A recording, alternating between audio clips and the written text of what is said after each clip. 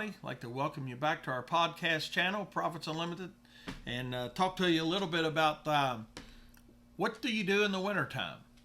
I know a lot of times I'm looking on different forums, and I'm involved in a lot of different forums and things, and the question comes up as we roll into that September, October time frame when the season's winding down for a lot of people across the country.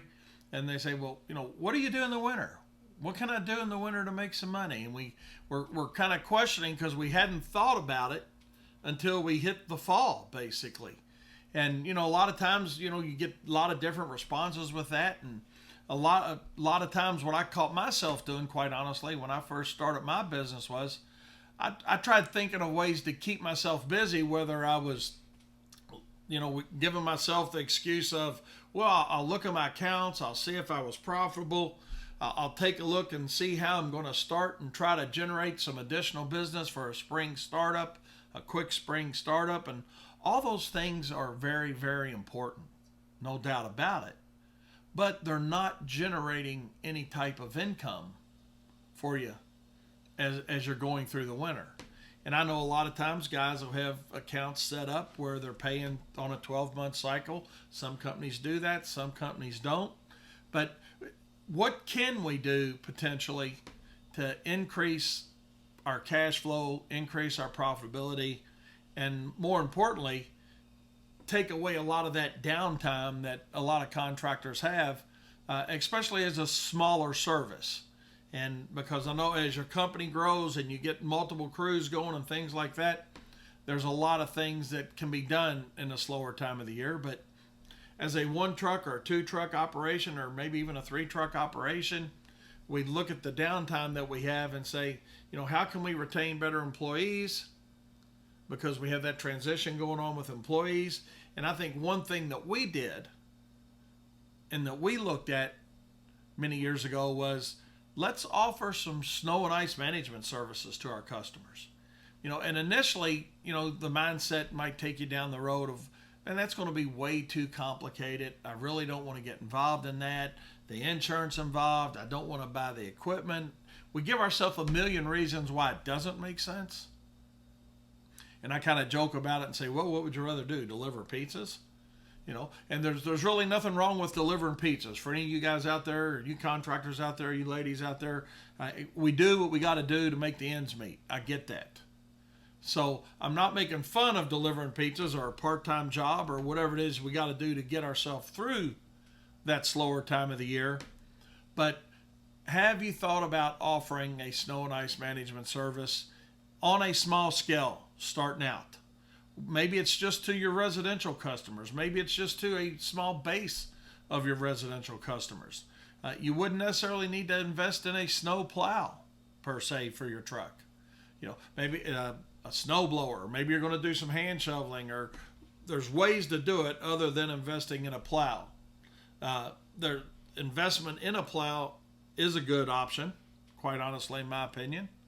And more importantly, maybe than a snow plow, is the de-icing side of the business.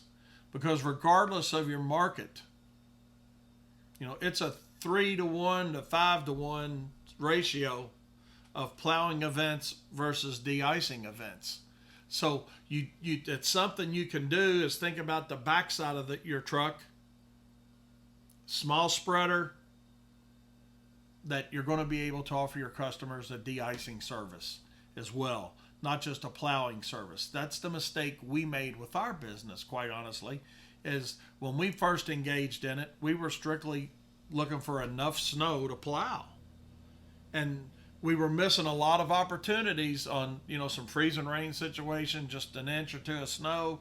And we were sitting there watching it happen versus making some money with it. So let's look at how we can do it as a small business. Maybe generate 10, 11, 12, 15, 20 residential accounts that you want to service that first year, and go into it from that standpoint, because the cash flow and the profitability that you're going to generate from offering that service to your customers is more than likely, there's no guarantee with it, but more than likely is going to generate more income than a part-time job is going to do for you, even though you're doing it on a limited basis. And regardless of your market, even if you're in a market like Louisville, Kentucky, where I'm at, or St. Louis, Missouri, or somewhere where it's a limited amount of snow, you don't have to be sitting in the snow belt to think about offering a snow and ice management service to your customers.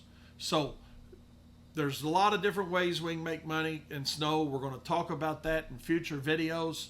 But I think the main takeaway from this short video today that we're talking about is take that idle time that you got, say from mid to late November through at least early March, offer your customers another service.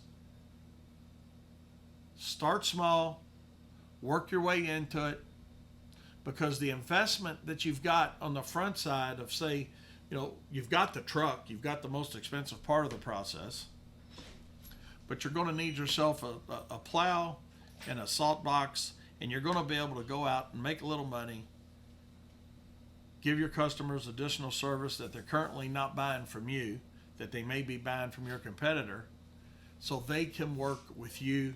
You see the profits of that within your company, and at the end of the day, you're more profitable, and you're not worried about starving to death, getting yourself through the winter. When you look at doing residential snow removal, and personally, I'm not a big fan of residential snow removal. Don't take that the wrong way. I mean, we don't do any now, but we started with the residential market. It's a starting platform for you to learn a little bit about trigger points and when you're going out, when you're not going out, what type of service your customer's looking for. And the needs and the demands are different residential and commercially, but certainly there's money to be made on the residential side for a small business. So take the time necessary to educate yourself a little bit. Watch our future videos on snow. We're going to get much more in depth when we talk about snow and how you can take that opportunity in the slow time of the year to still look at your accounts, look at your profitability, look at all the lawn and landscaping side of your business that we're going to do anyway.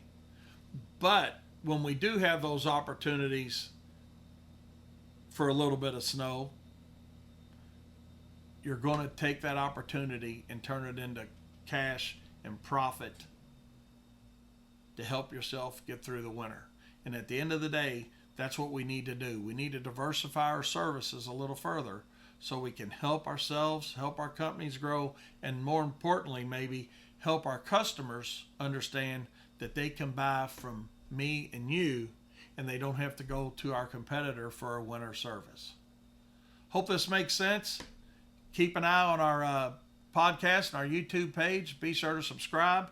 We've got a lot more coming on snow, but I just wanted to answer the question that I see all the time from people is, what am I going to do in the wintertime? Don't overthink it. Don't make it too hard. Hey everybody, thanks for watching the video. If you enjoyed it, please give it a like. If you have any questions, comments, or concerns, leave us a comment below and we will get back to you soon. If you aren't already, please subscribe to our channel.